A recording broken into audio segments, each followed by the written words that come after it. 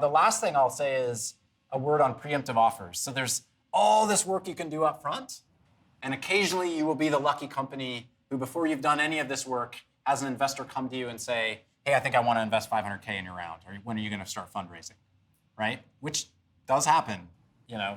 Sometimes the best time to fundraise is when you aren't fundraising. I don't know who's heard the cliched phrase of ask for money, get advice, ask for advice, get money. But sadly, in our industry, it does happen a lot. So if you get a preemptive offer, someone who comes to you and says, hey, I want to invest 500K, and you haven't even started yet, there's a few things to think about. More often than not, that's awesome, right? That's great. You've got some, validating that your business is making progress.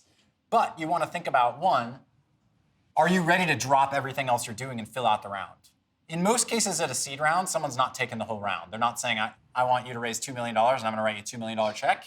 They're going to say, I'm going to write 500K, go find the other million of a $1.5 million round, which means you're a lot further along than you would have been, but you still have a lot of work left to do.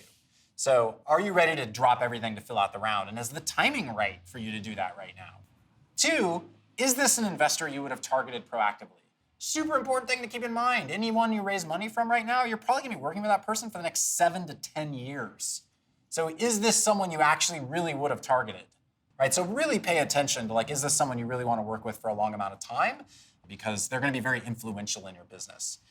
But for the most part, if you can say yes to those questions, great. Now think about all the work you went through with the mise en place that we just talked about that you're going to need to generate in order to go close out your round with other people.